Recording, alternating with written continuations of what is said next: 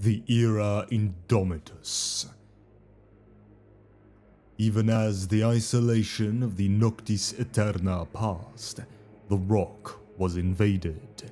A demon army led by the fallen demon prince Marbas penetrated the formidable void shields that surrounded the Dark Angel's asteroid base. Fighting took place along the docks, within the grand halls, and even in the labyrinthine sub-levels and dungeons that burrowed deep into the rock. As the conflict reached its climactic point, the invaders disappeared with the same suddenness with which they had manifested, having ultimately achieved little beyond mindless slaughter and destruction. Or, so it was believed among the chapter's brethren. There was one, however, who knew otherwise. In the deepest dungeon, a secret prisoner known only to the Supreme Grand Master of the Dark Angels, the arch-betrayer Luther, was set free. Azrael suspected the entire battle had been merely a diversion so that nefarious agents of the Fallen could accomplish their true task. Yet it is a theory that he must keep to himself, for none else must know of Luther's imprisonment for so long and his escape. The Massacre at Darkmoor. Elements of half a dozen Unforgiven chapters descended upon the shrine world of Darkmoor, including multiple companies from the Angels of Vengeance, the Consecrators, and the Guardians of the Covenant. All had followed their librarians' scryings to the planet, searching for the newly materialized Fallen. It was not long before they discovered that they were not the hunters, however, but the hunted. The warp storms that subsided to allow their armies into Darkmoor's orbit returned in force. On the planet's surface, the Unforgiven found the world's vast cathedrals in ruins and its populace slaughtered. Awaiting in ambush are armies of demons, chaos space marines, and renegades. What followed was the worst single incident of losses suffered by the Unforgiven since the Forgotten Wars. Less than 100 space marines from an original contingent of 1,000 managed to escape, and they did so only because they pursued Cypher, who, in his attempt to flee, led them to a secret teleportation device. The Primarchs Summit and the Primaris Unforgiven. In the wake of the recent catastrophic events, Supreme Grand Master Azrael decided to convene an emergency council of the Unforgiven's other Supreme Grand Masters, several of whom were still nearby following the Darkmoor massacre. The Dark Angel's librarian succeeded in piercing the veil of the Great Rift and sending out a scattered astropathic summons, though several died to achieve the feat, and soon every loyal son of the Lion was preparing to embark on a perilous journey to the Rock. Not all found their way to that last fragment of their ancestral home. Entire successor chapters became lost in the warp, while others found themselves bogged down in one of the galaxy's many raging conflicts. It is when Azrael finally decided he could wait no longer for the remaining successors to arrive that he was informed of a new fleet transitioning into orbit around the Rock. It was not a waylaid chapter of the Unforgiven that it bore, however, but the resurrected Lord Commander of the Imperium. Azrael, his forces depleted and his chapter's stronghold battered, feared the worst. That the newly returned Primarch of the Ultramarines, Obut Gilliman, knew the truth of the Dark Angel's hidden past and brought judgment with him. Debating whether to order the withdrawal of the assembled Unforgiven chapters or to make a stand and take up arms against the Primarch's delegation, at last, the Supreme Grand Master decided upon neither, allowing Gilliman's fleet to dock without incident. it soon became clear that the Lord Commander and the remaining ships of the Indomitus Crusade fleet came not to deliver censor, but much-needed reinforcements. From the depths of the Archmagos Dominus Belisarius Call's vast freighter hulk marched Primaris Space Marines, created from the purest genetic material ever taken from Lionel Johnson. Rank upon rank of them entered the rock, clad in new variants of Mark X power armor painted in the colors of the Dark Angels and their successors. At a brief war council, Guilliman outlined the threats facing the Imperium and his plans to continue the Indomitus Crusade. He also spoke of the updated Codex Astartes and how his brother L. Johnson's descendants had earned the right to maintain their specialized wings and unique order of battle, as long as they continued to serve the Emperor well. So did Azrael and the other Supreme Grand Masters kneel before Guilliman and pledge their chapters to the new Imperium. The Dark Imperium. In the wake of their Primaris reinforcement, the Dark Angels moved into the darkest reaches of the galaxy, now shorn from the light of the Emperor. There, Azrael could more easily coordinate the inner circle, responding to the myriad distress calls that flooded in from the isolated and warp-storm-battered worlds of the galactic north. In addition to breaking sieges and rescuing beleaguered populations, the Dark Angels and their successors continued the eternal hunt for the fallen, especially pursuing any signs of Cypher and the Demon Prince Marbas, which only Azrael knows may be the key to locating Luthor. Warzone Stygius. The Changeling instigated uprisings all across the warp-storm-racked Imperium Nihilus, leaving entire star systems ripe for invasion. The Dark Angels and several Unforgiven chapters joined the campaigns against the Change hosts of Tzeentch in what became known as the Invasion of the Stygius Sector, fighting alongside the Mordian Iron Guard and the Space Wolves against countless renegades and the Thousand Suns Traitor Legion. Although tensions between the Dark Angels and Space Wolves are as high as always, the situation is so dire that there are no conflicts between them, save only the expected ritual combat between champions. Initial losses were swiftly recuperated, but it soon became apparent that they could no longer achieve victory.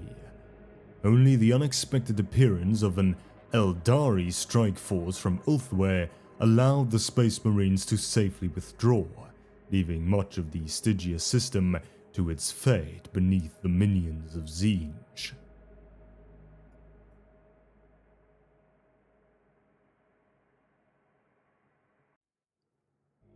Inner Tribulations. These are the sons of the Lion, and it is no small task to impress them.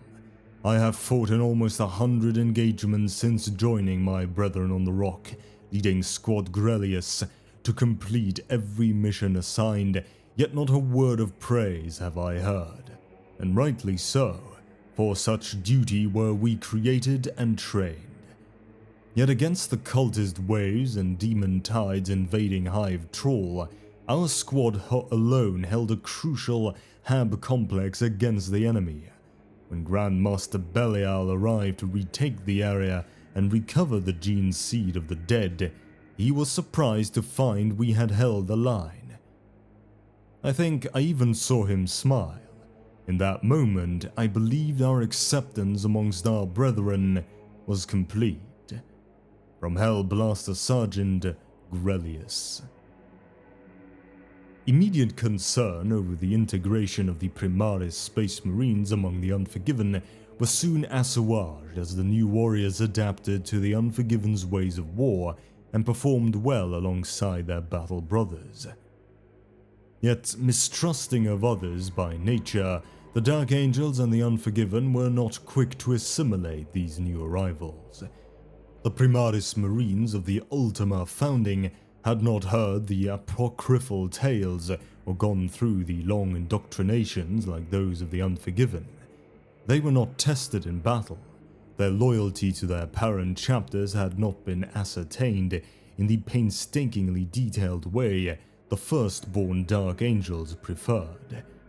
But those who had suffered most at the Darkmoor massacre, the Angels of Vengeance, Consecrators and Guardians of the Covenant, were more eager than others to use the Primaris.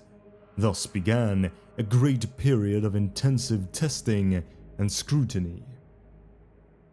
The Primaris formed superbly in battle, notably in war zones Stygius, Saltire Vex, the Siege of Hive Troll, All Hallow, and the Gratian Incursion. The Primaris were found to adapt well to the Unforgiven's ways of war and fight competently alongside their battle brothers. In addition, their various squad types, weapons and vehicles proved useful assets for those commanding Dark Angel strike forces across numerous war zones. Bonds were forged in battle, and many observed that their Primaris brethren's temperament and tendencies were very much like their own, presumably as a result of shared gene seed. The Dark Angels hastened to induct more Primaris Space Marines from scratch after observing their battlefield capabilities, indoctrinating these neophytes as they would any other recruits. Thus were more Primaris added to the chapter's ranks, molded in exactly the manner the chapter desired. Some of the firstborn Dark Angels chose to cross the Rubicon Primaris, impressed by the physical feats that their new brethren could achieve. Some traditionalists refused to go through such a process. Others advised against this course of action. With a high risk of death during the procedure, the chapter could lose many of its warriors. Some crossed without choice, returned to battle readiness after suffering grievous injuries only through the intervention of the new Primaris organs. The Inner Circle decreed that the Apothecarian would carry this out with seriously wounded battle brothers to ensure that the chapter had more Primaris Space Marines who could be fully trusted. The Primaris were undoubtedly powerful and useful, but many of the Inner Circle retained misgivings over the former grey shields of the unnumbered sons who had reinforced the Unforgiven. Inevitably, questions arose around whether Primaris Space Marines, formerly of the Grey Shield and of the Ultima founding chapters, should be inducted into the Inner Circle. Some Firstborn argued that it simply could not be allowed to happen. Others stated that as inheritors of the Lion's genetic legacy, they should have the mental fortitude to handle the secrets they might learn, and indeed a responsibility to play their part in the eventual defeat of the Fallen. Some took a more pragmatic view, their stance being that battlefield attrition alone might require it. The debate moved from a purely theoretical one, as some members of the Inner Circle personally vouched for certain individuals or reported incidents where the Fallen had been observed by those who should not have seen them. One such example was Interrogator Chaplain Zaeroff, who had been serving alongside the Third Company in the Chalnath Expanse. His testimony was of particular significance, given his previous hostility to the reinforcements brought to the Rock by Robert Gilliman. All of these arguments informed Supreme Grand Master Azrael's thinking on this most important of questions. His knowledge of the Dark Angel's secrets surpassed all others, and he alone knew the full risks and opportunities in any course of action. All of this information bore upon his thinking, as did his own experience of seeing the Grey Shield's impressive skills in battle. He thought long on the matter. Luther's escape weighed heavily on his mind. This burden was only made heavier when rumors reached him of a mustering of the Fallen beginning in the Somnium Stars. He doubted little that Luther himself was in some way responsible. Should these rumors hold any truth, potentially every one of the Unforgiven would have to be ready to meet the threat. No doubt, This played a significant role in his decision to permit the induction of the former Grey Shields and warriors of the Ultima Founding into the inner circle, should they be deemed worthy of such an honor and indeed judged capable of withstanding the shock of the truth. When Azrael made his decision known, many of the company masters and chapter masters were incensed. Knowing that he could not tell them of Luther's escape, Azrael faced the prospect of causing a second schism amongst the Sons of the Lion.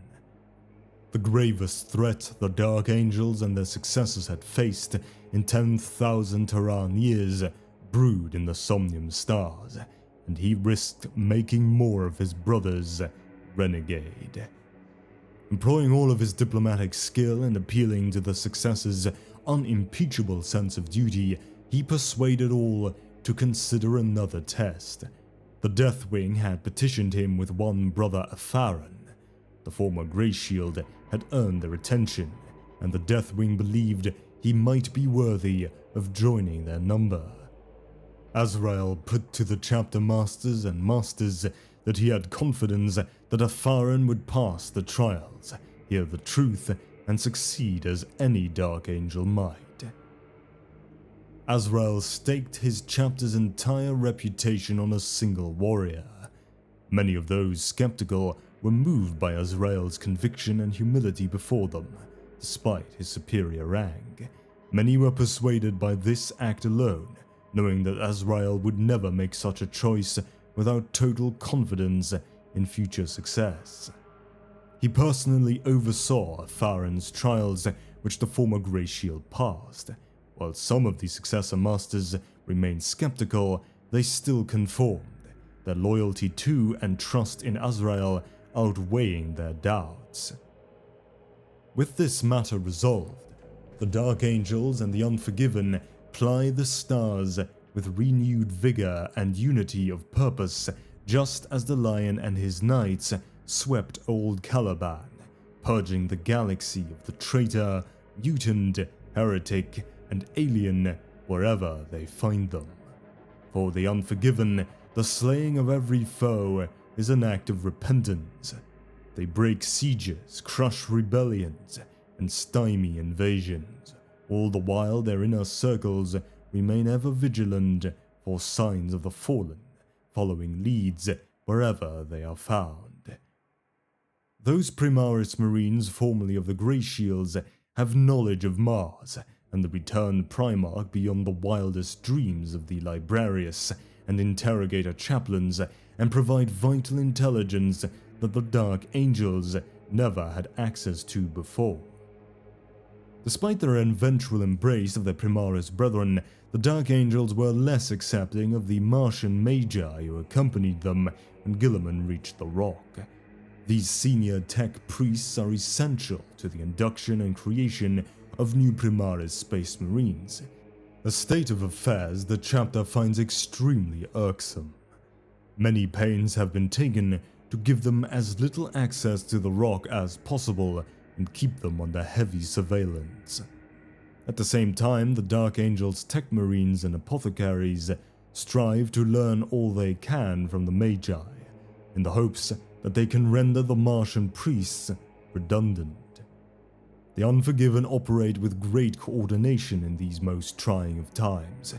Accusations of legion building are spoken louder than ever before in some inquisitorial circles, but the counter-arguments in defense of the Dark Angels and their successors are now made just as loudly.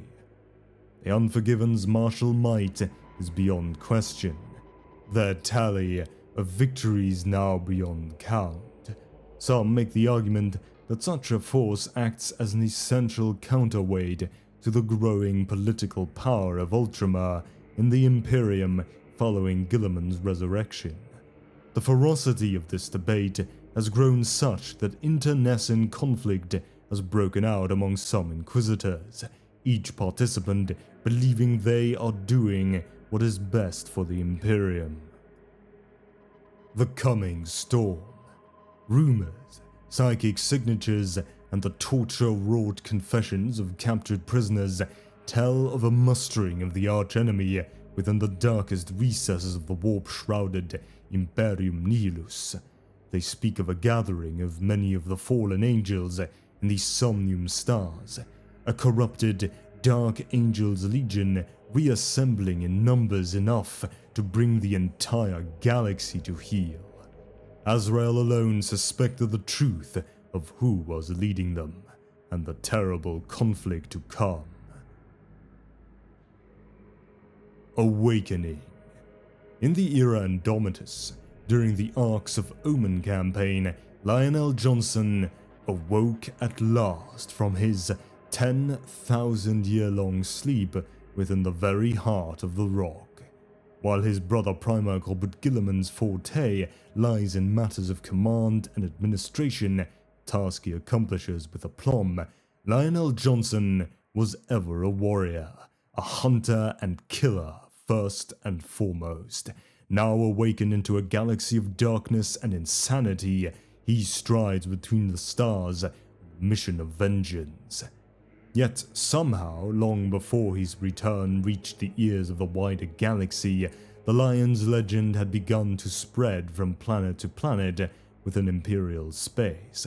Disconnected worlds united by a mysterious figure who stalked from mist-wreathed passageways to cut down fearsome monsters like chaff. Some knew him as the Cowled Giant or the Unforgiving Knight, or even mistakenly as the Emperor Incarnate. His arrival was always heralded by an apparition of ancient forests fading from the ether.